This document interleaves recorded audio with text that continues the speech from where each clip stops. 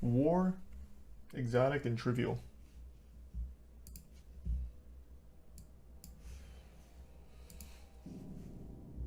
This is a story of two young men, which ends in tragedy. Their names are Askia Kafra and Daniel Beckwith. Polar opposites of each other, these two natives of Maryland cross paths in unlikely ways. And the bizarre circumstances which led to Askia Kafra's death still leaves many confused. Prosecutors say Beckwith kept Askia Kafra as a virtual slave. Millionaire and computer hacker Daniel Beckwith had dug an elaborate network of tunnels underneath his Bethesda home because he believed North Korea was planning a nuclear attack. What the fuck? Kafra's body was found after a fire Oh, broke out. wait. I vaguely recall bits and pieces of this. Is this the 4chan Anon Doomer? Stop saying Osu needs my help. They really don't. You guys are gonna win. Osu never loses. This is Prime Smith. The resub iron, quiet, and luxurious. Oh, it says in the title. I actually didn't read that part. Oh. It's Oki's weird story. I just click off rip. I did not even read the title.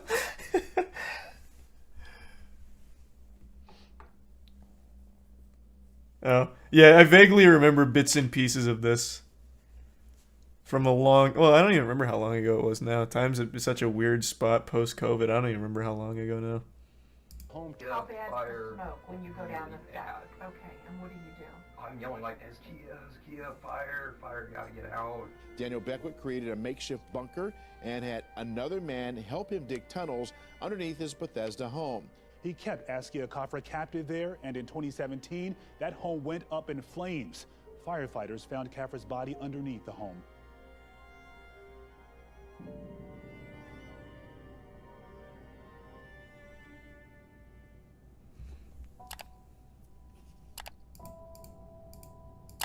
Askia Kafra was a well-liked young man. Friends of his who spoke to me remember him fondly as a bright, sociable, athletic, and entrepreneurial spirit who liked to skateboard and was on the school's wrestling team. I have really good memories of him because he was just such a nice, kind person. He was the type of person where, you knew him for 6 months and you felt like you knew him your entire lifetime. Every time we went Yeah, this is fucking sad. Like Askia, We always talked about, being excited to both be, 21 and be able to go out and drink together. We were always... Probably not tonight, Wolfen, but I wish them the best. A couple days being 21. And, it's tragic. It really is tragic. I'm glad you're looking into it more because I think it's something that should be looked into. My name is Dear Kafra. I am father of Askia Kafra. Daniel Beckwith murdered my son. Jesus On September Christ, 10th, 2017, Askia Kafra died in an electrical fire while digging tunnels for a makeshift nuclear bunker underneath Daniel Beckwith's home. This is how my son was found dead. He was burnt from head to foot. His face was grimacing in agony. He was literally cooked, nay, barbecued. When firefighters arrived at the scene, they struggled to navigate through Daniel Beckwith's home because of extreme amounts of debris and trash blocking the way. Before he succumbed to carbon monoxide sounds like poisoning, a 4chan Askia home. was only 2 steps away from almost certain safety, but the hoarding conditions of the home prevented him from making it out alive.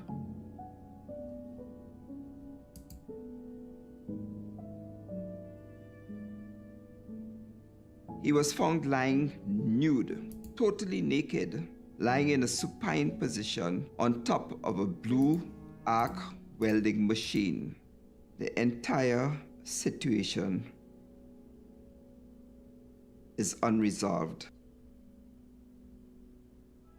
Askia Kafra... How is it unresolved? This sounds pretty cut and dry. The dude was one of those outrageously unhinged doomsday preppers, like probably a gang stalker as well, thinking the whole world's out to get him and everything's about to end. and he must have fucking snapped and ended up killing him. Like, this seems like pretty obvious. How the fuck could this be an unresolved case? I mean, I guess we're just at the beginning here, so this is all just like the intro, but to me, like, off rip, this sounds like a pretty classic case of someone with one of those mental illnesses just losing control and ending up killing someone. Expensive cars, beautiful women, and vast amounts of riches. Unfortunately, he was an ordinary kid from a middle-class home, so attaining that sort of exorbitant wealth seemed like a pipe dream. But uncertainty did nothing to quell Ascia's ravenous ambition. He had $1 million idea for a crowdfunding app called Equity Shark, which would allow nascent startups to receive investments from the public. Ascia believed that it would be the next big thing. He just needed to secure funding from investors to make it happen. And that's when he set his sights on the Teal Fellowship.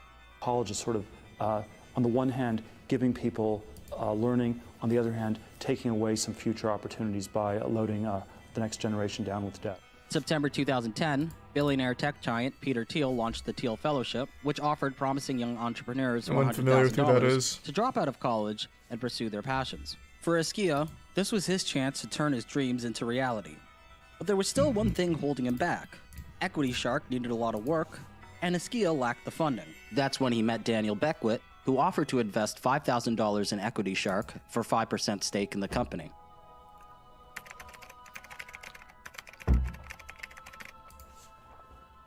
As I said earlier, Ascia Khafra and Daniel Beckwith were polar opposites of each other. While Ascia is remembered for being popular and kind, Daniel Beckwith was a loner and a misfit. Daniel Beckwith's story begins here at 5212 Danbury Road. Damn, Okie on the It's scene. It's his childhood home, and it's where Ascia Khafra died.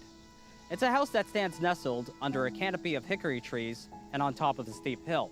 Today, it remains behind a fence of barbed wire and vines. Ascia Khafra's family leave flowers to this day.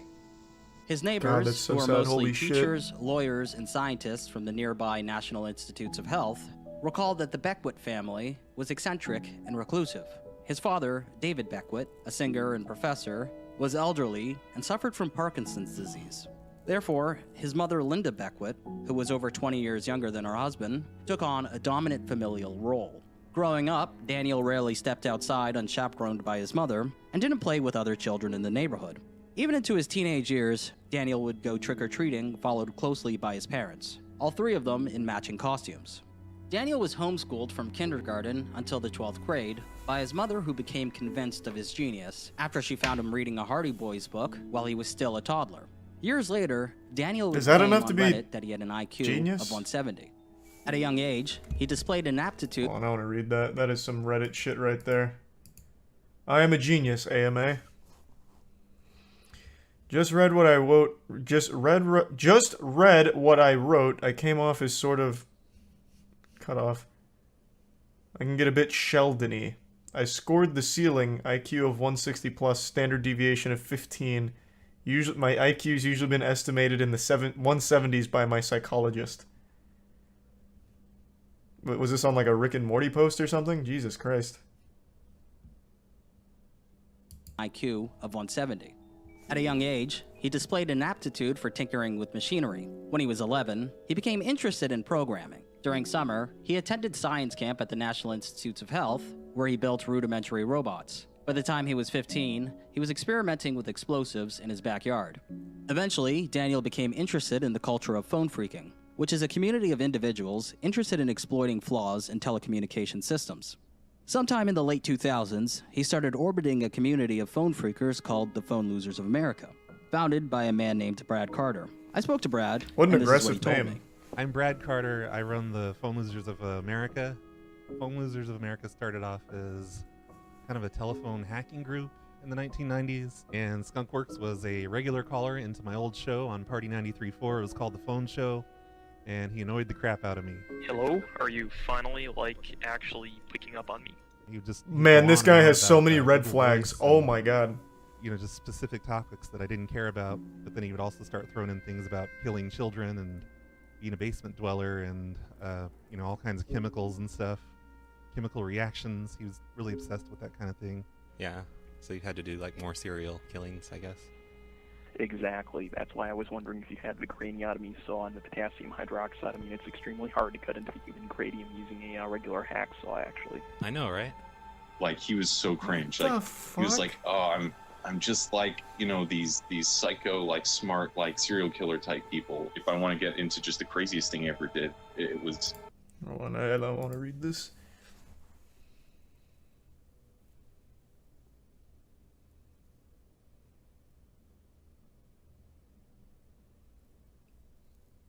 Wow.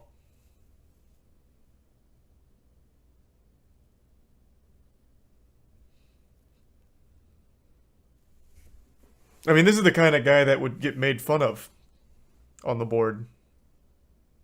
Is this posted, like, as satire by him? I don't think so, if he's calling into a random phone show talking about this kind of shit.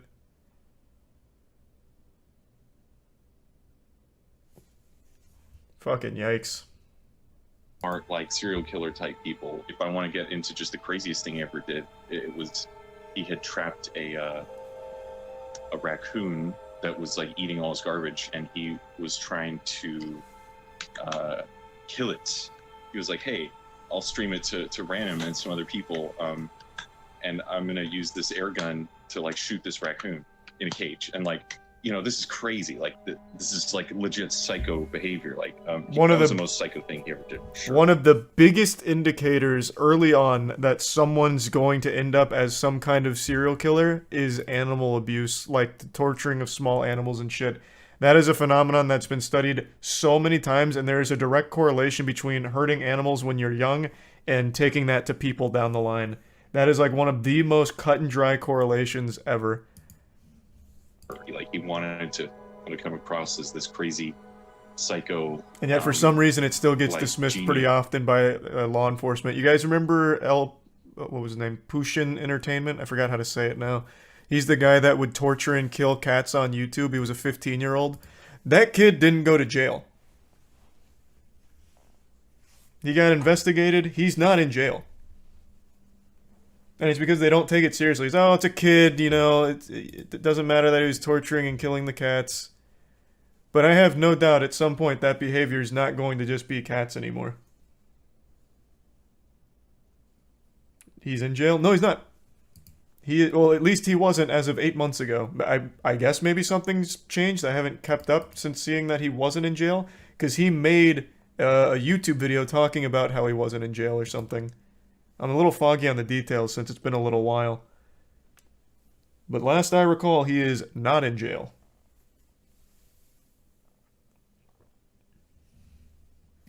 He's a tier 1 DJ in the resub. Filth, Geo, Tachi, and tier 1 Lily. In the resub Sully. He is a serial killer type guy, which is like, why do you want to come across as that? Like,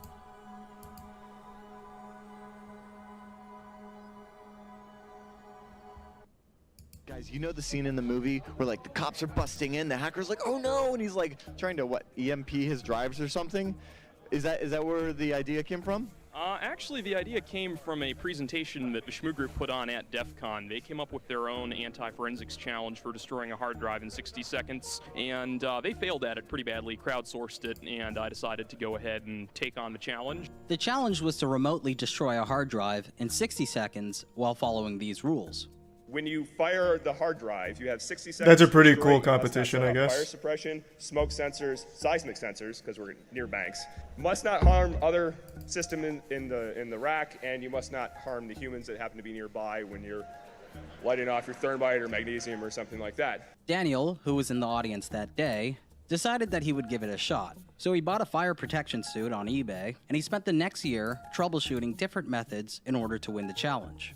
To remotely destroy a hard drive, he ran hundreds of tests using mixtures of thermite, calcium sulfate, and potassium nitrate. Now, I ended up doing around 300 tests like this. Soon, he tried melting the hard drives in a pit in his backyard. And you're going to notice in a second here, the thermite actually catches. This is the Thermax C210, which is quite good. At the time, Daniel was studying electrical engineering. Looks like he's at about the to jack into the University of Matrix. Illinois. Even though he was only at school for less than 2 years, he managed to have several run-ins with the law, which ended with him being arrested and expelled from school. one time, He He's a told me tier he one was Jeremy. ordering, like, I think it was ammonium nitrate, you know, some like thing that's obviously for bomb making.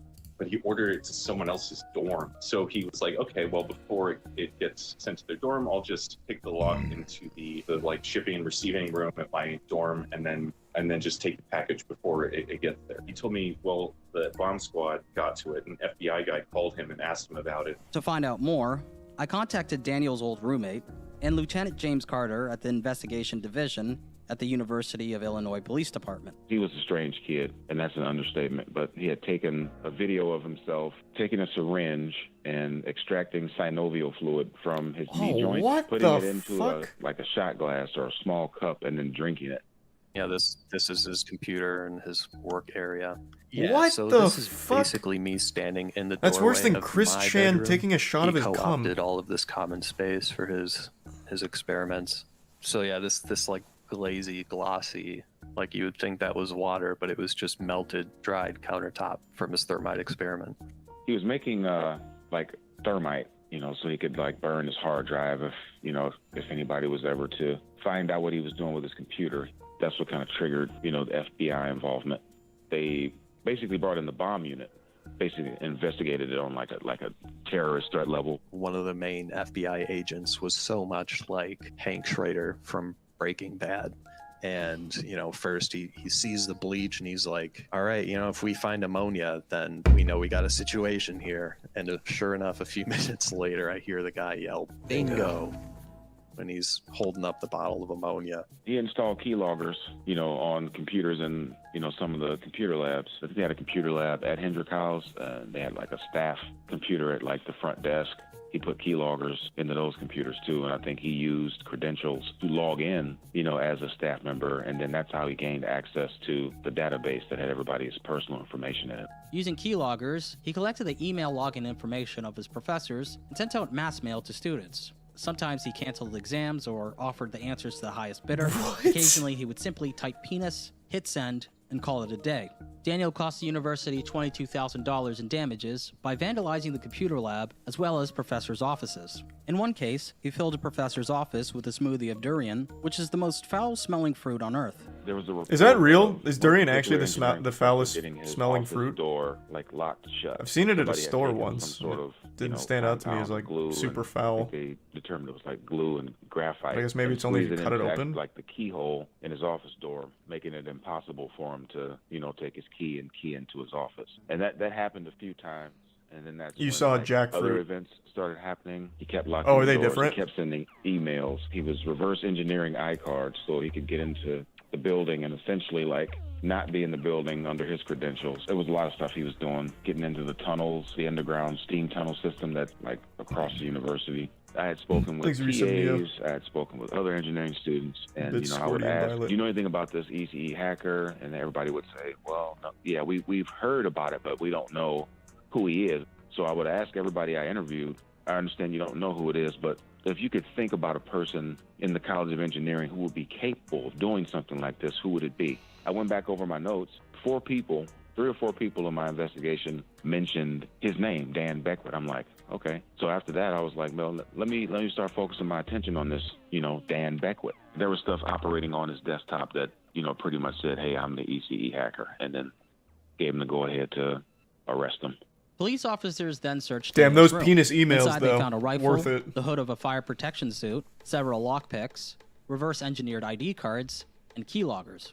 They also found a list of social security numbers belonging to faculty members and students. It was the most filthy, disgusting room I've ever seen in my life. I mean, there was stuff everywhere. Daniel was arrested and formally charged with 5 counts of property damage, 2 counts of computer fraud, tampering with documents, and illegally possessing a firearm. After that, Daniel took to Reddit to do an Ask Me Anything titled, I'm a 22-year-old who is going to plead guilty to a felony computer hacking charge in 5 days. When someone asked, what did you do? He responded with, I launched a huge, multifaceted attack against my university for nothing but lulz, involving just about every attack God, what in a the book. fucking I made the loser. university's IT department look like damn fools. Why did you stop Wait, hold there? on. I didn't finish reading that second one. Attacks went on for months and only stopped when I got bored. I mean, I guess pretty epic prank. Take that, university. Peak Redditor. I mean, this is some Reddit-ass shit. The IT department looked like damn fools. Why did you stop at the university? Well, there was, I don't know if you've looked me up much, but I mentally had some issues, hacked into some computers, and was not welcome. I was not in a good place at the time. Why? What was going on? What was going on? I was still with death with my mom. A year before Daniel was arrested and expelled from school, his mother, Linda Beckwith, died of cancer, which she hid from her family and medical professionals. In 2013, Daniel returned to his childhood home on Danbury Road as its sole occupant. His father moved into a retirement home after his Parkinson's disease had deteriorated. Did you have any problem him leaving you here by yourself? Oh yeah, I mean I took it very hard at first. I'm like, well, first my mom's dead, and now my dad's gone, and I'm just like abandoned, you know. It's one of the reasons I first started the shelter too. I was worried about like people coming in and harming me and stuff, and I wanted a more defensive position than a regular house, you can say. What? Daniel inherited $2.6 million after his mother's death. With that, he began to invest in Bitcoin, and he made a fortune. In a now deleted Reddit comment, shit. Daniel thanked the technology board on 4chan, G, for turning him onto Bitcoin as early as 2010. In a Reddit Ask Me Anything, I am still so fucking mad, and I can't believe this came up in, what was it? It must have been 2012, maybe, yeah, probably 2012. I've mentioned this a million times, and I mention it every time it gets brought up. There was a post on the front page of Reddit that said, I strongly urge you to get into Bitcoin, and then another one like, Bitcoin has just hit $100, and I, as well as pretty much everyone I knew, was like, that's stupid. That's fucking dumb. It's never going over 100. It's worthless. Why would we ever do that? And I didn't put anything into it. God damn. So this was this seems about right, though. This seems like the kind of person that would actually put money into Bitcoin back then. You had to be out of your fucking mind to think it was a good idea. Jesus Christ. Just a random cringe lord loser doomer on Reddit was one person that just happened to put money into that fucking Bitcoin post. And it paid off. he wrote about his life as a multi-millionaire, under 40 years old. I still shop at Walmart. I don't hang out at country clubs all day golfing. I do a lot of heavy manual labor that I could easily pay others for. I usually don't tell people I'm rich. When I do, the reaction is generally nonplussed, but occasionally people seem to develop inferiority complexes and feel uncomfortable. After Askia's death, no, it's just because you're a prosecutors weirdo. said that Daniel had as much as $16 million stashed away in profits he made day trading stocks and buying Bitcoin. Over the course of the next 4 years, Daniel lived a solitary existence. Other than briefly studying to become an EMT, he stayed cooped up in his childhood home while its hoarding conditions worsened. He had little interest in participating in the real world. He didn't own a phone, he preferred Google Voice instead. Rather than renewing his car insurance after it expired, he chose to rent a vehicle on the rare occasion that he needed one. And of course, as a recluse, he had no interest in obtaining a passport. He was a multimillionaire who wasn't interested in spending his wealth.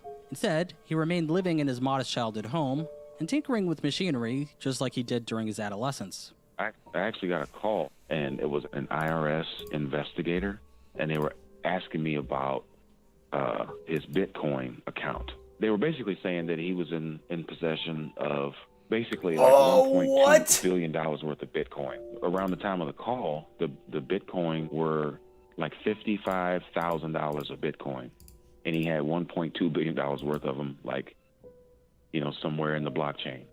That was around the time I found out that he had, you know, hired that kid and he died, you know, in that tunnel. Working at his house in Bethesda.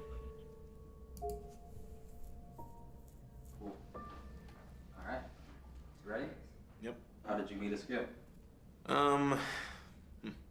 There's a deep-rooted memory right there. But I first met Askia in kindergarten. He was an amazing human being. He was incredibly intelligent. He was very friendly. You know, he was kind. He was considerate. I think everybody that he knows can definitely just give a testament to how much they enjoyed being around him. He was a person that you wanted to be around. He always just brought so much joy to everyone.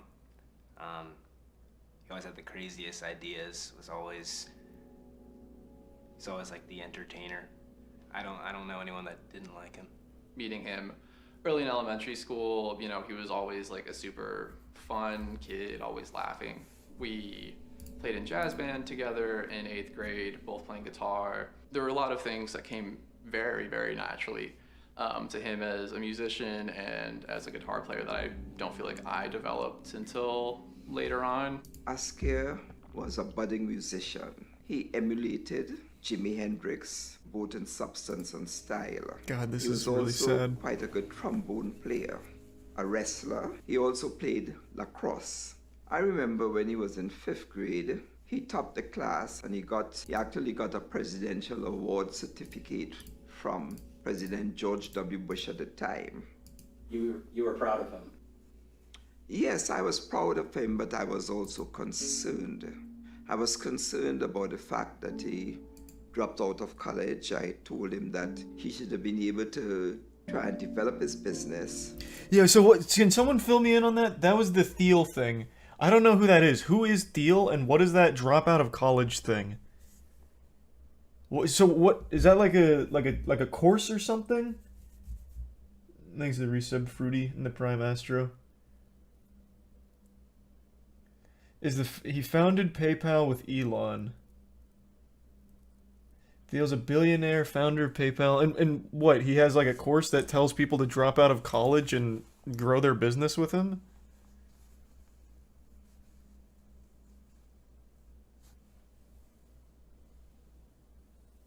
It's a support/fundraising foundation for people who do entrepreneurial stuff. So does it not tell people to drop out?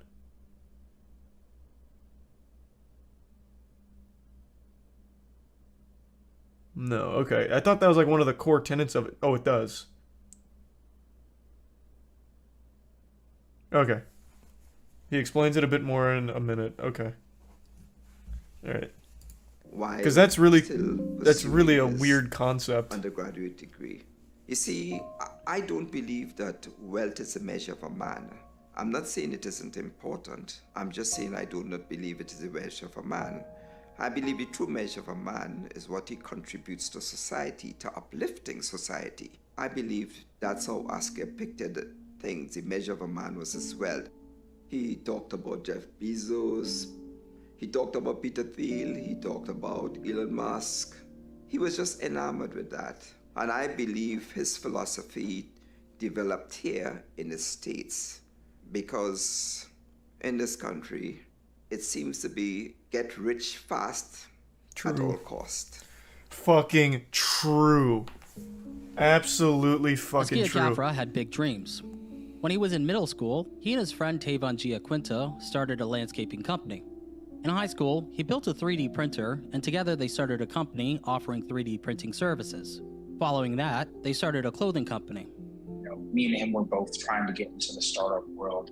I was focused on marketing, and he was focused on more the finance part of things. I mean, at the time, I know he had said, "Equity Shark, it really defines, who we want to be.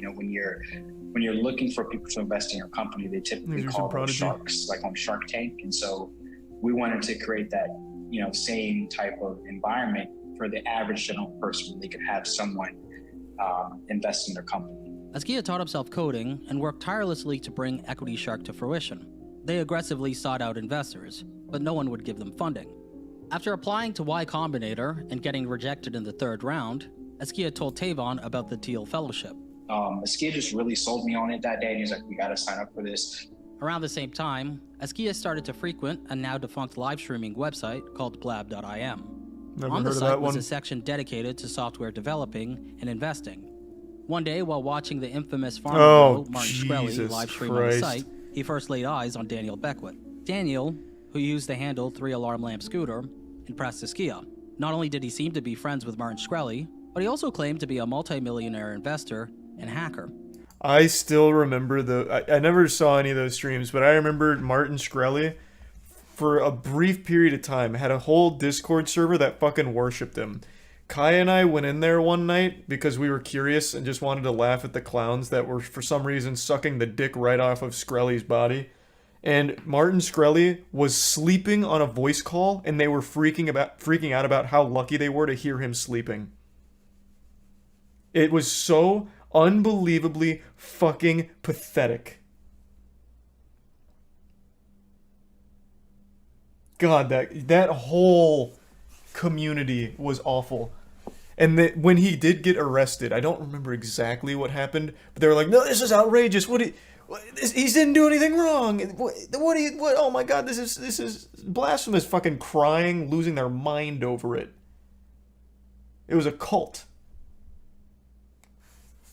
Thanks, Resub Tempest, Trojan, the Prime Matt, Beck, and the Resub Prodigy, and the Prime Sozo. He is out now. Yeah, Shkreli did get out. He got out and then immediately tried to sue somebody, if I remember correctly. Martin Shkreli's Farmer Bro, he's the guy that did like the 10,000% price hike on fuck, what was it? What drug was it? I don't remember now. Was it insulin? Yeah, I think it was insulin.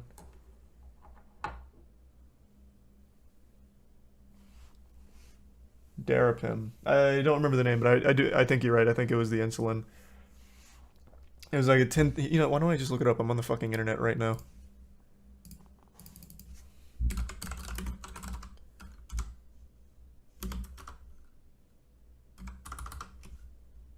Okay, let's see what it was. Martin Shkreli caused a 10,000% squeeze on the KBIO. Actually, this was something different. This was a squeeze that he orchestrated on a failed biotech called Calobios. But what was the drug though?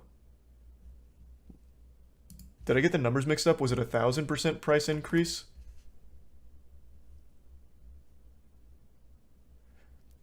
It was a 5,000% increase. Here it is.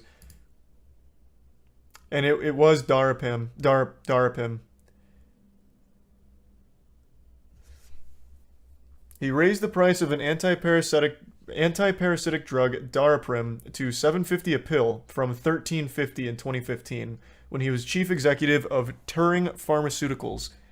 The charges that led to his arrest in December of 2015 are not related to Turing, but focus on Shkreli's management of Retrofin and the hedge fund MSMB Capital Management between 2009 and 2012.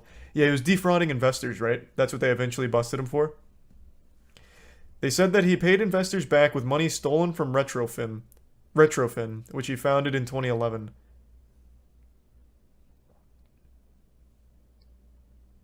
It was securities fraud. Okay.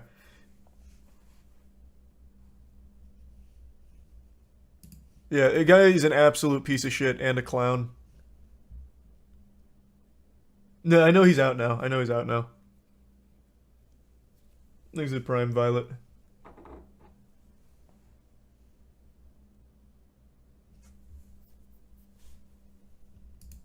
Askia became a regular viewer of Daniel's livestream. Daniel, who liberally shared tips with his viewers about investing and technology, was open to investment opportunities.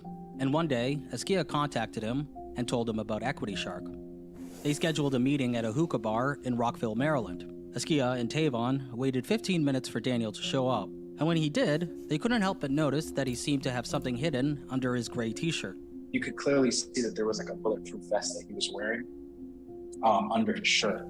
And so I did think that was a little odd at first. I mean, I personally assumed that maybe he was like ex-military or something like that. You know, I didn't just a fucking lunatic is what he was. The meeting lasted for 30 minutes, and by the end of it, Daniel Beckwith seemed impressed. He liked the idea. He loved it. His only thing at the time was, you know, how are we going to get this thing built and how much is it going to cost? At the time, I think the cost for us to get a full prototype done and coded was about 10 grand. When he heard about the Field Fellowship, he was super excited. That's what really sold him into, you know, kind of being ready to invest in us that day. After leaving the hookah bar, they walked Daniel to his truck. He mentioned how he was Thanks for some JHB. Hope you're doing well. Back up north near his way to finish working on his bunker later. And then I remember him saying that, I thought it was kind of odd. Like, oh, interesting, this guy's a bunker. What do you have a bunker for? And I remember him saying, I've been building this for a while. It's just to keep myself protected and safe in case of a nuclear war or a nuclear disaster. With Daniel's Fucking funding, huge they red bought brand flag. new tailored suits Wow. in preparation for their meeting with the Teal Fellowship manager. All they had to do was make it to the meeting on time and make a great pitch. But unfortunately, that didn't end up happening. I don't remember how, but we somehow end up putting in the wrong address. But we end up going to the wrong location. At that point, we're just like, we're just freaking out. We don't know what to do. And we get to the meeting and we're about maybe 15 minutes late. Why a red flag? He isn't wrong. Is that bait? Hey, excuse me. I've got to go back down to my bunker for my canned food just in case of a nuclear war breaking out real quick. Are you serious? That has to be bait.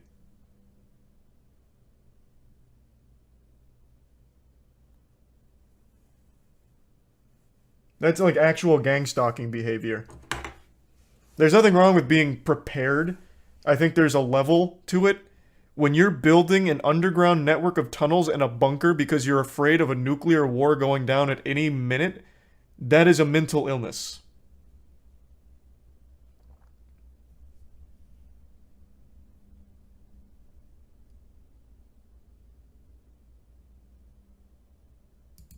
And then they say, hey, look, we ran out of time. We're going to have to call you guys Things are back. so sweaty in the prime lore. When they arrived back in Maryland, Daniel stopped replying to Askia's messages. I've seen one of those. After weeks of trying to contact Daniel, Askia wrote to him, I know that this will be successful. There's no doubt in my head. I'd even take this investment as debt, because that's how much I believe in this. Even though obviously I don't currently have the money to be able to pay you back.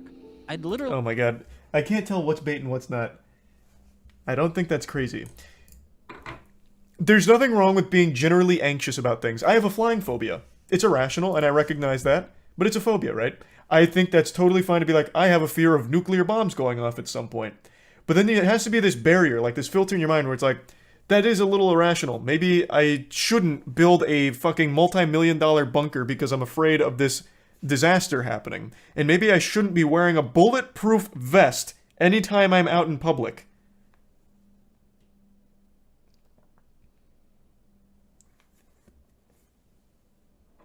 It's not crazy at all. Do you go outside in a bulletproof vest every day?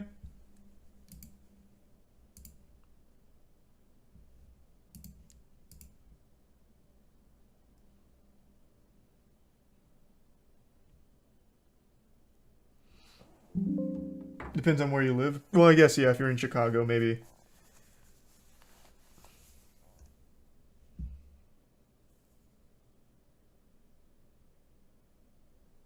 Might be multi-purpose bunkers also work for general apocalypse scenarios. What in the world is wrong with you? What do you mean? There is a problem when your entire life is revolving around a fear. So much so that you're building a bunker to avoid the imaginary boogeyman of an apocalyptic scenario unfolding where you need this bunker to be the last human being on Earth with your canned food and prepping and wearing a bulletproof vest anytime you're out in public.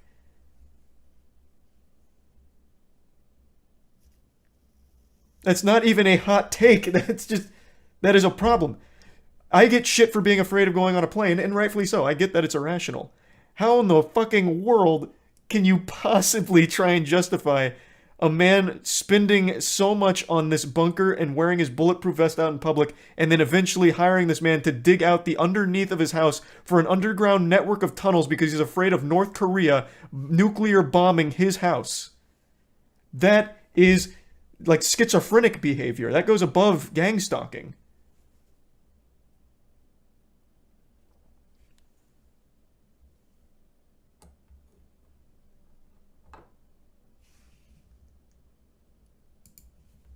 It's oh, okay, that definitely has to be bait.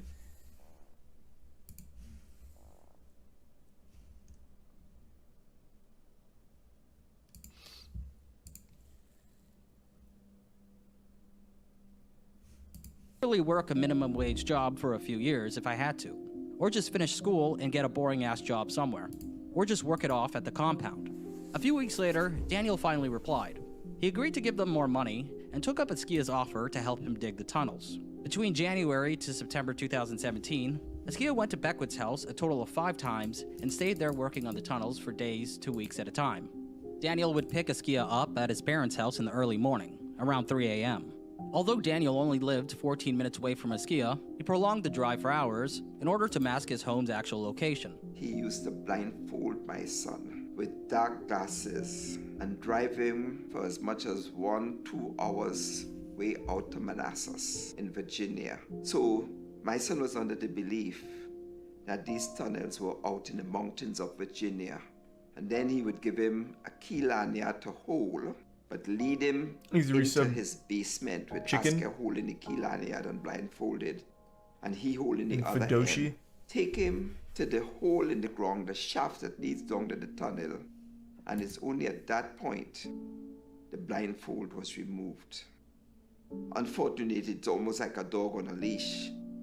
I'm cool with it. I mean, I told him before he ever came, I was like, this is one of the conditions. What did you tell me what you said? Oh, I just said, you know, I'm concerned about people knowing exactly where this is at. And as a result, you know, if you want to come here, put this on for duration of the drive and walking in. And he was always cool with it, you know, so that if he did decide to ever turn on me or whatever, he'd be like, oh yeah, that's down in Lake Anna or wherever. And, you know, I get it, have no because idea. if North Korea bombs us, Everyone's you don't gonna want be looking everybody for coming us. for your bunker. Exactly. Exactly. I understand. Daniel was hiding the IP address, so he couldn't see where he was at. Yeah, so he thought he was in Virginia. And I remember Skia saying, it's like, I know what I'll do though. I'm gonna use my GPS next time to track it so that I can figure out the location. The skier figured out that he was actually in this guy's house. Doug Hart, a 21-year-old construction worker from Long Island, was also blindfolded when Daniel brought him to his house to work on the bunker. Just like Askia, Daniel met him through blab.im.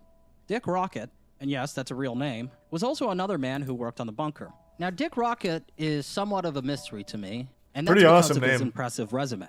He graduated law school at Berkeley, worked in New York as an investment fund attorney, started a private space company called New Space Global, and according to Tavon, he also worked at the world's largest money manager, BlackRock. I tried reaching out to Dick, but I didn't get a response. So unfortunately, his connection to Daniel and why he was helping him dig the tunnels still eludes me. Him and Beckwith, I remember we met up with him at a Taco Bell once. That's when Beckwith introduced him to us. But him and Beckwith were talking about investing into space mining. That was their big thing that they wanted to put money towards, space mining. While working on the bunker, Askia was only permitted to stay in the basement and the tunnels. Daniel kept the doors in the basement locked, so Askia never saw the rest of the house or outside. Inside the tunnels, Daniel set up rudimentary living quarters. It was a compact space with a single mattress, a mini fridge, a microwave, and a ceiling fan. Daniel powered the tunnels with a daisy chain of power strips and extension cords. Inside the tunnels, Daniel had set up a ventilation system and Wi-Fi. There was a shower head, but using it made the floors muddy. So Askia washed himself with wet wipes instead. There was no toilet, so he relieved himself in a bucket and masked the smell with wiper fluid.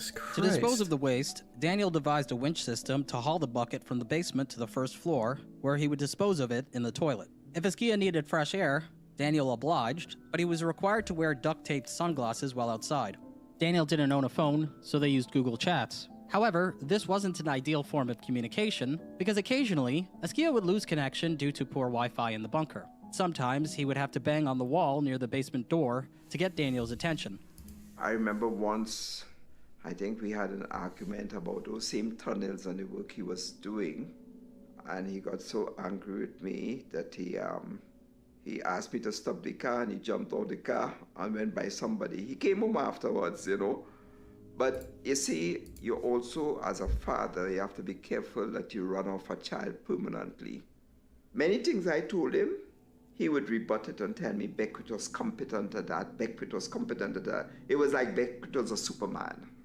It was so... It's crazy what you can ignore when you have that much respect for someone. It was like he was hypnotized. My mom caught wind of it as well, because, you know, I mean, Skia's parents were super close with my parents. So at some point, I think that she even kind of knew about the tunnels, and she was actually, like, like trying to convince him to stop. Like, you know, she actually sat him down one day when we were hanging out, and she, you know, she sort of like pleaded with him and said, yeah, like, you know, there's no way this can be really safe. His mother, she sat down and talked to him for over an hour, telling him about the dangers and so on. And this was after he had gone about 4 times to the tunnels.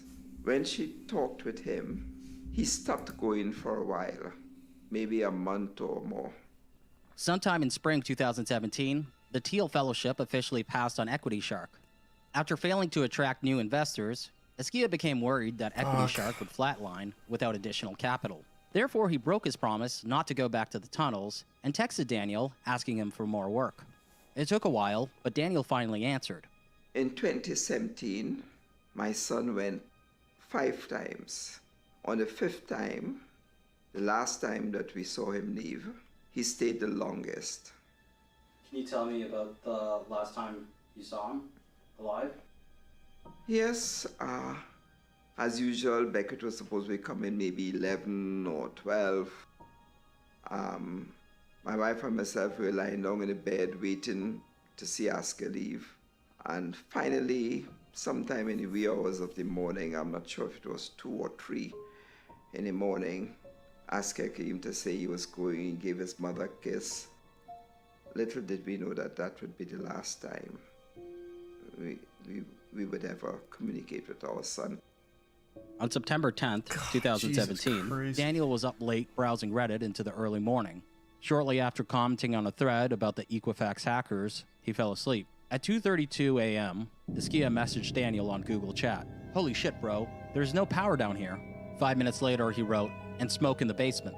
14 minutes later, Askia sent another message. "Never mind about the smoke, but yeah, pitch black down here, and no airflow. Please try to fix when you see this." 6 hours later, Daniel woke up at approximately 9 a.m. and saw Askia's messages.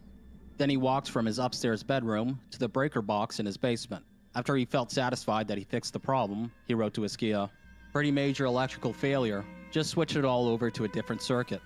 After that, he went back upstairs to use his laptop. At 9:07 a.m., he left another comment on Reddit. 20 minutes later, Askia wrote, "Sheesh, is the fuse just done? Still nothing down here, by the way. It's a whole nother level of darkness." 2 minutes later, Daniel replied, "Oh, fuck. I thought I got the lights too. One sec." Once again, Daniel went downstairs to the basement to fix the problem. Afterwards, he went back upstairs and fell asleep. He woke up 2 hours later and wrote 4 additional comments on Reddit between 11:24 My God, how to often does he type on 11:49 or comment on At 3 p.m., Reddit? Daniel went downstairs to the kitchen on the main floor to fix himself something to eat. Following that, he went back upstairs to his bedroom and used his laptop.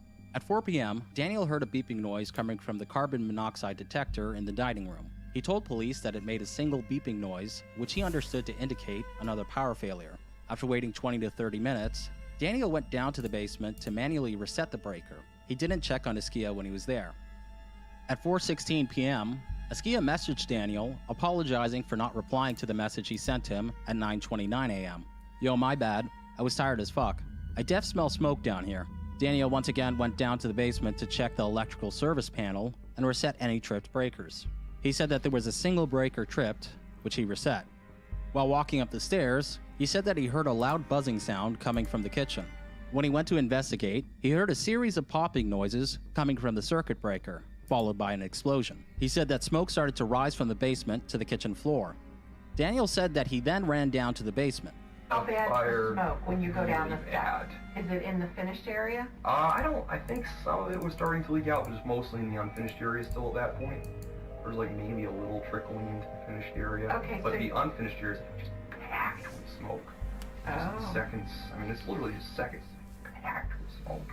Daniel said that he couldn't see Askia through the smoke, but he assumed Askia was near the dryer, which was only 8 to 10 this feet was in front of absolutely him. a murder. So you make it to here, and you're like, "Hey, Askia, you gotta get out, fire." And he says, "Yo, dude. What's the affect?" Is he like, "Yo, dude," or he's like, "Yo, dude," or It sounded more like, "Yo, dude." Sort of like that. Okay. It was very eerie sounding. So what do you think at that point? I mean, I'm just like, well, shit, I'm getting dizzy myself and starting to get real weak-kneed, and I gotta just rush out that door over there, get some fresh air.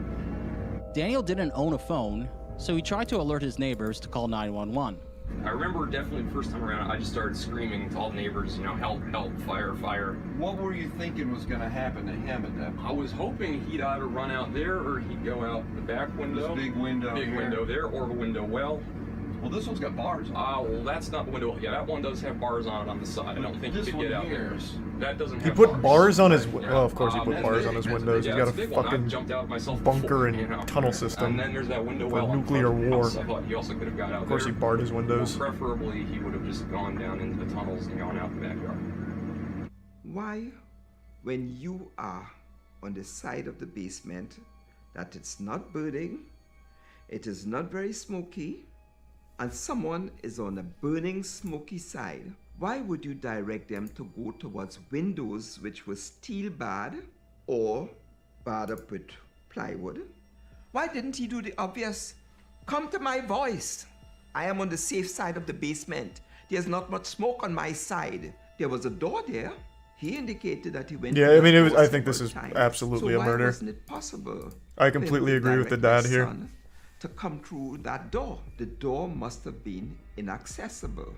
Now, all of this happened literally just above my own backyard. During the fire, his neighbor, Bruce LaShan, a TV reporter who lives in the house directly behind Daniel's, called 911 and ran up Chandler Street towards the fire. I was the first person on the scene of the fire. I tried to get into the burning house to rescue Kafra, but it was just too dangerous. Daniel said that he tried to get inside the house to save Askia a total of 4 times, but that he was driven back by the overwhelming heat.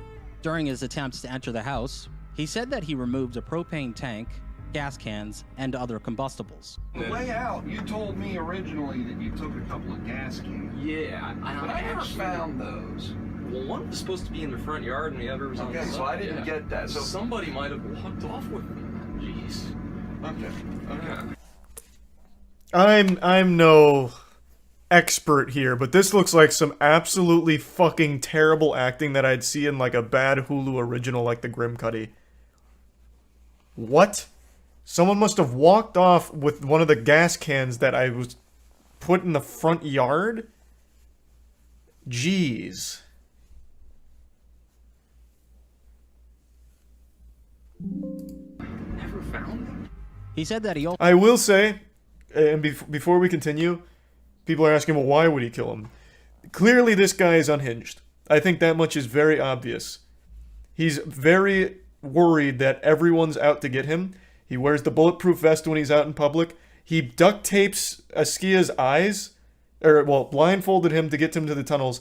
Duct tapes his eyes so that way he's blind when he goes outside for fresh air because he's afraid Askia may turn on him at some point and tell people where his bunker is. So I think what may have happened is he got this fucked up idea that Askia was plotting to reveal his location or turn against him, and he killed him for it. That would be my guess.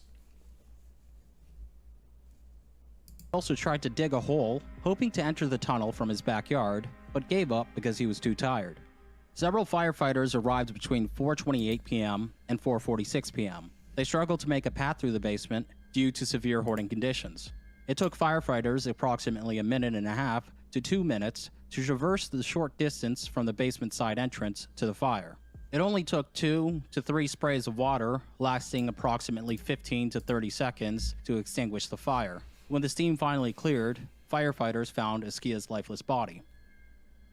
Sometime later, Daniel was taken by fire and rescue personnel to the hospital to be treated for smoke inhalation and minor burns. It was later determined that the fire was caused by a defective outlet. If I tell you where Askia was found, you gonna be cool with that? I mean, I want to know. I might be a little upset, but I'm guessing it You was... cool with me telling them where Askia was found and all? But Askia's found in the laundry room. Wow, I was so close to getting him. Oh, man. How in the... I could have picked him up and taken him out. I was so close. Well... How could anyone watch this and think for even 1 second this wasn't a murder? That is not how anyone would respond to a situation like this.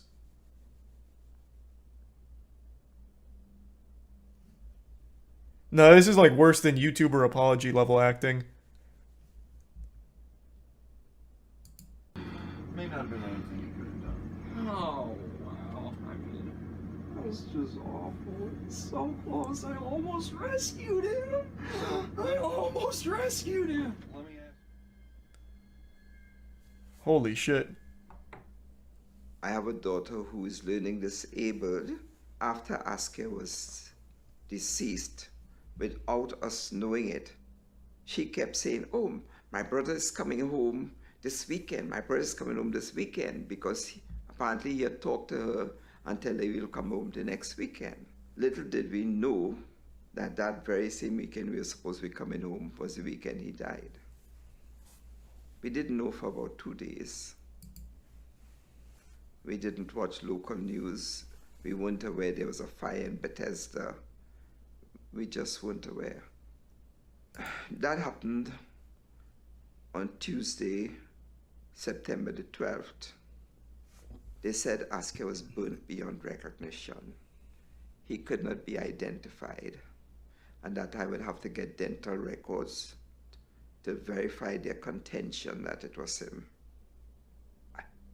It's so difficult to explain how you feel in a situation like that, but I knew I had to tell my wife. I called her. I said, Claudia, Jesus, you have got to come home now. I said, I cannot tell you everything, but there are 3 cops in our house right now, and you need to come home immediately. Claudia came to the door, remarkably poised and calm, and I was shocked to see that Claudia did not break down and cry, because I know my wife. It was her only son, and she had him late in life. She had him when she was 40 or 41, somewhere around there. And after they left, Claudia truly broke down. She broke down, really broke down. She came up to me, she was pounding me on my chest, and she said, so our son is gone, so our son is gone. And I distinctly remember that night when we went to bed. It was like she was having a bad dream. She was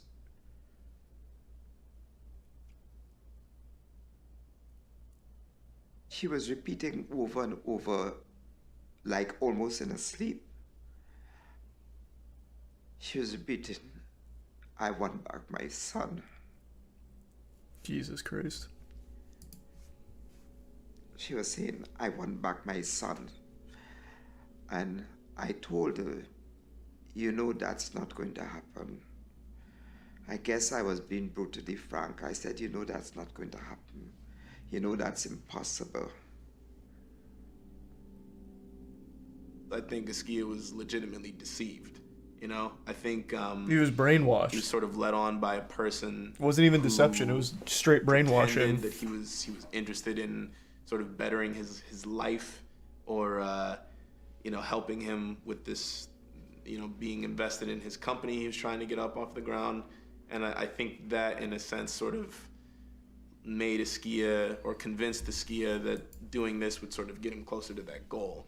But he definitely wasn't, he was working with somebody that didn't have his best interests at heart. I feel like there are a lot of things for that sure don't make sense, or as to how things may or may have not happened. You know, there's just a lot of confusion in my mind. There was an electrical fire that sort of blocked whatever the only way for him to have gotten in and out of those tunnels was, and why was the fire started there? And why did it happen? It's hard to find the justification or like the underlying logic, at least for me, as to why things happened the way they did. Like, I've never lost somebody that close to me. That was the first time that happened to me, so I had to like really ingest that. Still haven't really ingested it, to be honest with you. I haven't really like taken that moment in. I was very angry. You know, I was furious actually, because, you know, now I knew that there was another person who was involved. I wanted him to be held accountable, you know? I Naturally. think the screwed up part about it is even if, you know, we got what we wanted, like if he was put away for life, that would only be a semblance of what I feel like we could consider justice, because it's not going to change the fact that Askia is gone. You know, Never does, but we can't. At the very least, it gets this guy he's been denied out. The rest of his life because of somebody else's. Then he can't do it to anyone else. Because I mean, according so far to the story, Askia wasn't the only person, right? He mentioned, was it the Dick Rocket guy? Someone else had also worked on the tunnels. It wasn't just Askia that Beckwith had convinced to lend aid to. And then there was also the construction worker that we didn't get to hear from, but it wasn't just Askia. The unfortunate name, well, not an unfortunate name, Dick Rocket's a fucking hype name. Just unfortunate in the situation here because it's a super sad story.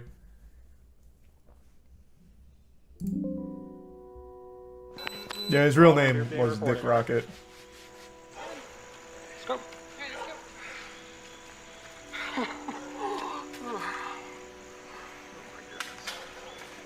We'll take you upstairs first.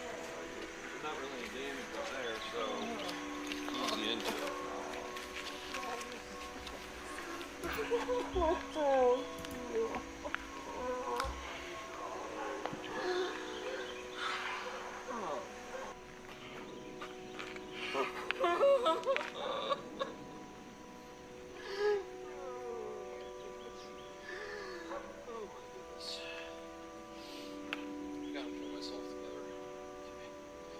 I think there was a camera of mine that was like on this tripod. 3 days after the fire, Daniel went back to his home with fire investigators and police. Dude's absolutely the biggest shit tier actor of all time.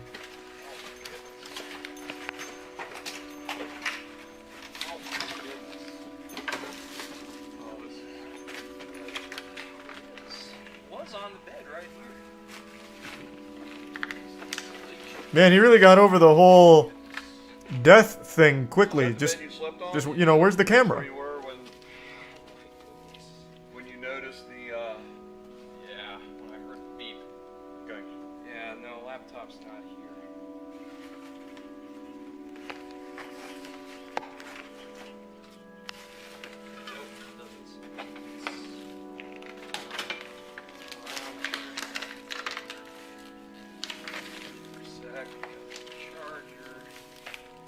What's all the glory? Oh, just for cleaning. Just for cleaning purposes. I mean, this place needed cleaning. Yeah, a little bit. Really did. Take a look at the top of the stairs. Man, he really pulled himself together. Oh man. You just got a lot of cash laying around? Yeah.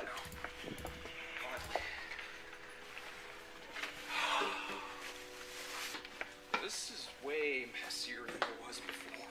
Even. Yeah, I mean, it wasn't in good shape before, but you can walk through a lot. Daniel, I'm gonna put a measuring cup full of money out on the front porch so we got it on the way out. Okay? This place is so creepy. Yeah.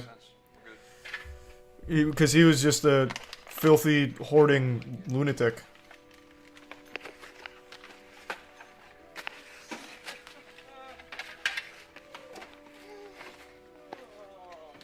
Thanks, Risa Brock. If anybody'd rather walk around, they can. So, okay, this is a misconception going on right now. He's not a billionaire. He had $1 billion worth of Bitcoin, but it doesn't seem like he ever cashed it out. So I believe, according Oki said, at the time of this, he had about 16 million in actual cash, but he had the $1 billion worth of Bitcoin somewhere that he never cashed it out. So he's not actually a billionaire if he doesn't have access to it, and it looks like he never cashed it out. But yeah, multi-millionaire, very, very wealthy.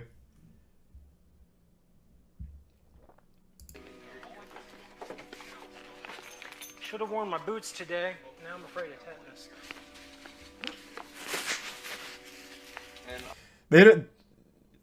They don't go into the basement and show the body or anything, right?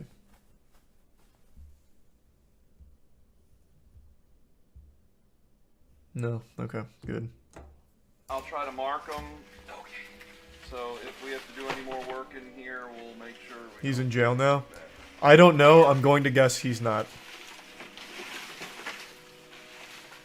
It took nearly 3 weeks for a team of 24 firefighters working 8 to 10-hour days to clean Daniel Beckwith's home. The process was prolonged by safety concerns over combustible chemicals stored in every room of the house and within piles of trash. By the time they finished cleaning, $10,000 in cash and traveler's checks were found hidden within the mess. 8 months after Iskia's death, Daniel was arrested on May 25th, 2018. And I got this phone call Okay, from Detective maybe. Smith, and she was on the line, and she said, Mr. Kafra, we have arrested Daniel Beckwith. I almost fainted. I was shocked. On May 31st, 2018, a grand jury charged him with involuntary manslaughter and second-degree depraved heart murder, which is the killing of another person while acting with extreme disregard of human life, despite not explicitly intending to kill. On September 10th, 2018, Iskia's parents filed a wrongful death lawsuit against Daniel Beckwith on the anniversary of their son's death. Montgomery County officials also sued Daniel and his father, David Beckwith. The lawsuit requested that a judge order the Beckwith family to fill the tunnels and demolish the home. The entrance to the tunnel shaft drops 20 feet, and they're estimated to span 200 feet in multiple directions underground, stretching out as far as public roads and across property lines. Today, the home still stands, and the tunnels have not yet been filled up. Askia told me lots of things that he wasn't even supposed to tell me. Like what? Told me about things down in the tunnel. And, quite a few things that he was supposed to be literally keeping secret.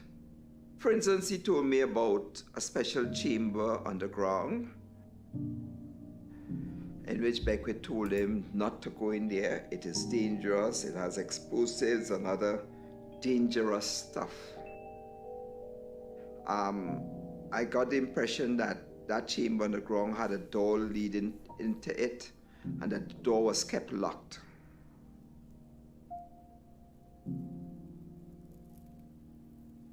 Right now, 2 more stories you need to know about as we head into this week. A bizarre case will finally come to an end tomorrow. Daniel Beckwith is set to be sentenced. Now, I want to let you know, that is great news. Murder, the minimum sentence for that is 10 years.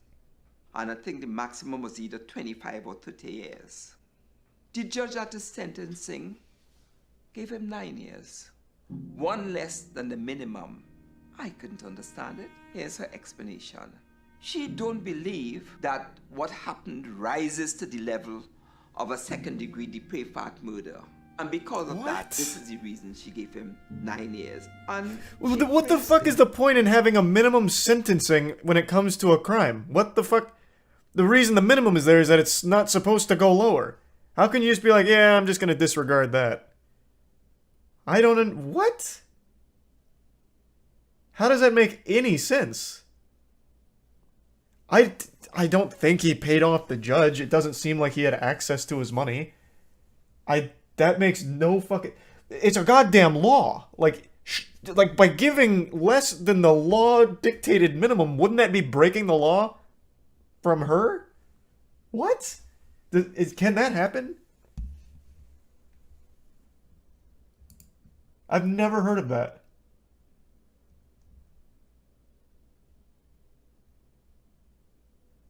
Likely those are guidelines, not mandatory. I mean, I'm of course not familiar with this law nor this case, but still, that seems very odd. Thanks to the resub, Anson. Don't ask chat about the law. You'd be surprised. That was a hard voice crack. You'd be surprised. Sometimes chat is right on the money with what they say about some of the law stuff. I know at least 2 people in here actual practicing lawyers at the moment. Like, legitimate, not just shit posters. Though I didn't see any of their names come up when it came to this one, so I can't exactly confirm that it was accurate information. Thanks to the Prime Hungry and the resub soy.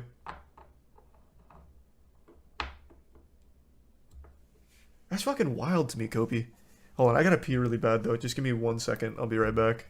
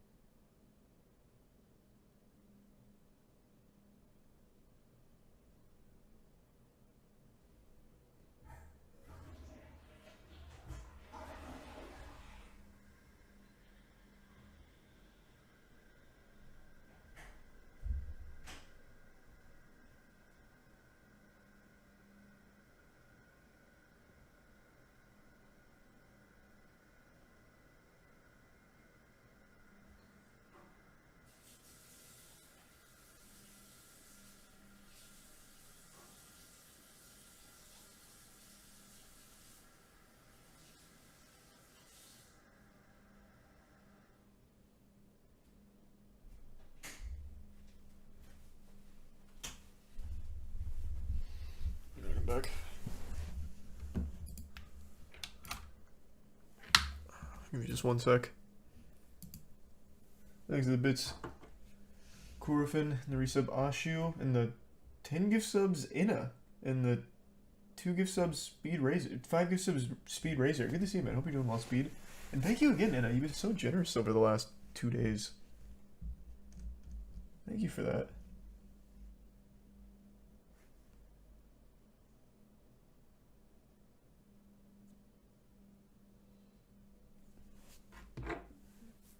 Okay, yeah, so I guess the minimum isn't like a hard rule.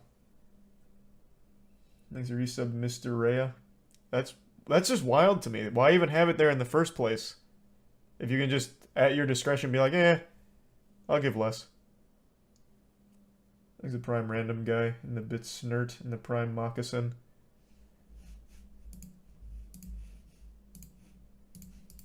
She actually praised him. She said he's so bright, he's so intelligent, he has a lot to give to society. She said that he reminded her of her brother, who's a bright guy, who's a nuclear physicist. And I felt humiliated. I felt humiliated because I was a victim and he was the perpetrator of a crime. And how could you be praising the perpetrator of a crime at his sentencing? What about my feelings? Don't I matter? You know? You are praising this gentleman who did a criminal act, who 12 jurors believe committed. Okay, how about this? Even if he didn't kill him on purpose, which I really do still feel he did, what the fuck does he offer society? He walks around in a bulletproof vest and hires people to work on an underground bunker in complete secrecy, blindfolding them, refusing to let them outside with their eyes open without giving them duct tape glasses, and just sits in his fucking hoarded, shit-stained, diaper-filled house. What is he offering to society? But he doesn't even offer money. He doesn't spend his money. Half of his money was in fucking measuring glasses. He doesn't even fucking spend it.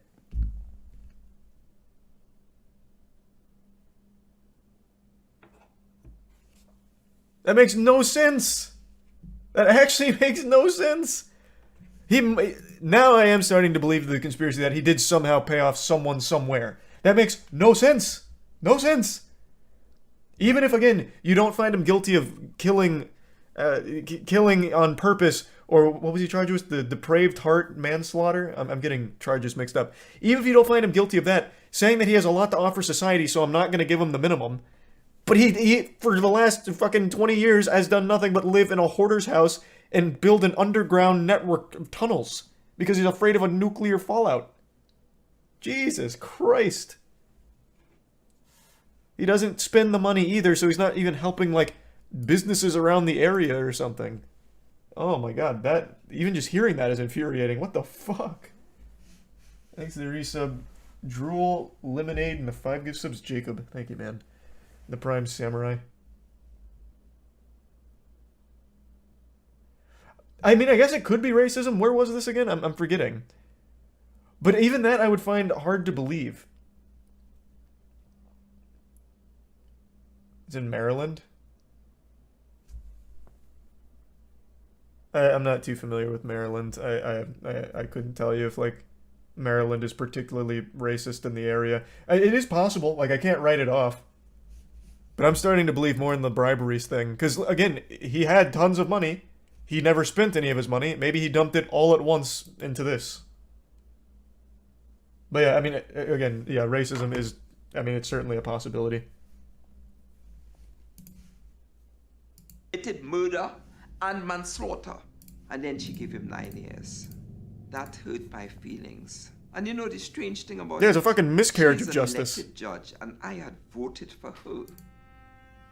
Daniel only spent a little over 3 years in prison before being released. Oh, God, his depraved what the heart fuck? murder conviction was overturned by a panel of 3 judges that also upheld his involuntary manslaughter conviction. They ruled that there wasn't enough evidence to meet the standard of depraved heart murder, which entails an extreme disregard for human life. Did they watch the body cam footage? His exhaustive resources, I'm talking about his financial resources, and hired his attorneys to file an appeal against both convictions. A few months after his sentence was reduced, he became eligible for parole. In July 2022, he was released from prison. Huge. Mr. Beckwith is currently out on probation, and in my opinion, he's got away with murder. I also agree with that. While I was returning to Toronto, it occurred to me that Askia and Daniel were reflections of one another. Daniel didn't care about anybody but himself, while Askia loved others and was loved in turn. It was only due to the everlasting bonds that Askia had forged during his short life that Daniel's callous apathy and negligence was able to irreparably scar so many. Furthermore, I'm still left wondering about the fire. Prosecutors argued in court that Askia could not escape because his route out was blocked by severe hoarding conditions in the basement. In that case, why was Daniel able to enter the basement several times during the fire and roam freely enough to remove gas canisters? That's a great fucking I question. also don't understand why Daniel told him to escape through windows, which mostly had steel bars on them. And that's what the father instead mentioned. Of directing Askia safely to one of the doors that he testified he had used repeatedly. Additionally, I struggle to grasp why Daniel reacted so casually during the 14 hours preceding Askia's death. It's strange that someone who's running from a fire could end up in a position in which they appear to be lying on a reclining chair. For now, Daniel's testimony and the official theory presented in court is all we have to go off of. But personally, I don't think I'll ever stop pondering about what exactly happened on that day. Here's to the memory of Askia Kafra. I don't know, it was probably like years later that it really hit me that I'm not gonna see. What a great fucking point here. I actually didn't even think about this one. Because he did confirm he went down there multiple times. He even said he removed those gas canisters, and that's in that interview. He's like, oh, one of the gas canisters should be on the front lawn. He's like, it wasn't there. Oh, geez. I mean, maybe someone must have taken it. That is a great point. If his exit was blocked by so much hoarding debris, how the fuck could Daniel go move around in there, maneuver things, and freely just take some shit out? And again, guiding him to a window instead of just saying, hey, come with me to the door, that he is using repeatedly. It doesn't make sense. It just doesn't make sense.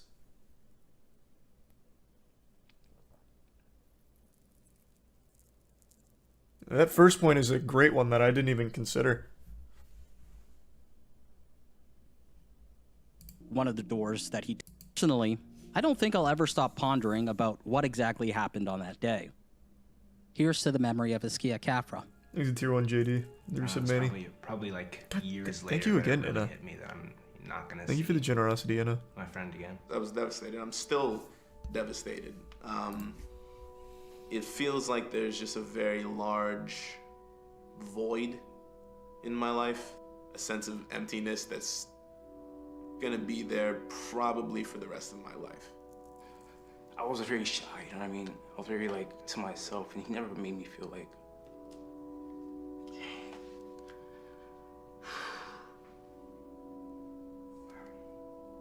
Yeah, he never made me feel like I was a loner, like an outcast. Like I said, his earnest home in a box. That box has been there for 5 years. It has not been touched. It's in the same position. We have a pit there, a kind of shrine for him, with a large photo of him in his ROTC uniform and, you know, something saying love you to the moon and back. And there can be no closure. No, there never is in something like that, man. Jesus Christ.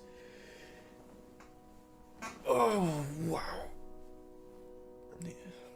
For this Fucking documentary, rough. I traveled from Toronto, Canada to the DC, Maryland, Virginia area, where I tracked down and conducted interviews with Askia's friends and family. Additionally, I was able to work with brilliant people such as Ryan Probert, who is an award-winning composer, Humanot, who made incredible 3D renders for this project, Oh, that was and custom? Tate Hover, who made all of the on-camera Holy shit. interviews look gorgeous.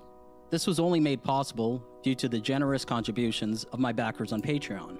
I have many more ideas like this in the works, and through your support, I will continue to make each documentary bigger and better. I'm trying to hit a goal of $3,000 a month on Patreon, and with your help, I believe that's a very achievable goal. And as always, until next time, Best documentary maker on YouTube, man. Oki kills it every time. If you're a fan of Cool. documentaries, absolutely go support his Patreon. Absolute bangers, nothing but. And he's a great guy. Oki's just an all-around great guy. Man, that video made me mad, though. Not because of Oki. The story made me mad. That is very frustrating. Jesus Christ. Yikes. Fucking yikes. I wonder what Beckwith's doing now. Let's see.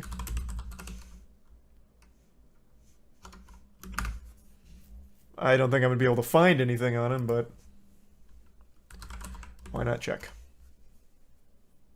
Because he was just released in July of this year. I'm sure he's back to posting 40,000 times a day on Reddit karma farming, talking about his 160 IQ. He probably saw this video too.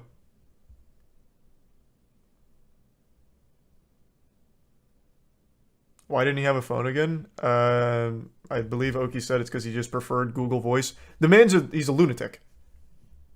He probably didn't have a phone because he was worried that people would find his bunker from the North Korean government.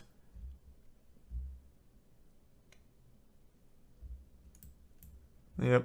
And the most recent stuff about him is from July, when he got his early release.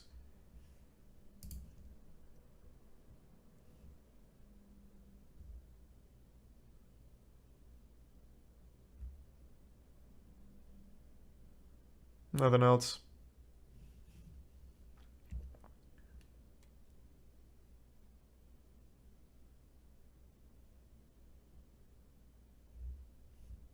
Fucking awful, man.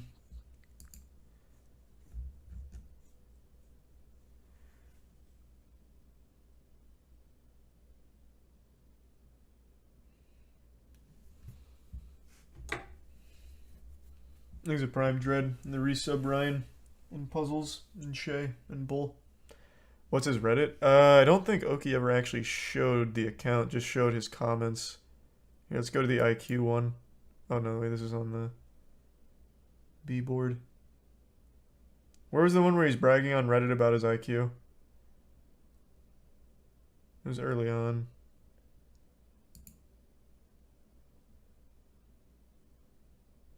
Oh, here.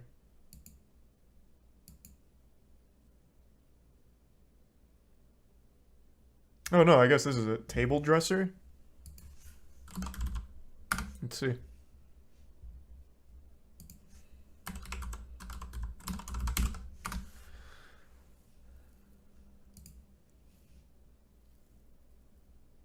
No.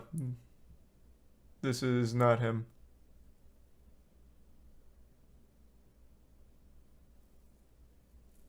At least I don't think so. Unless he deleted all his old posts.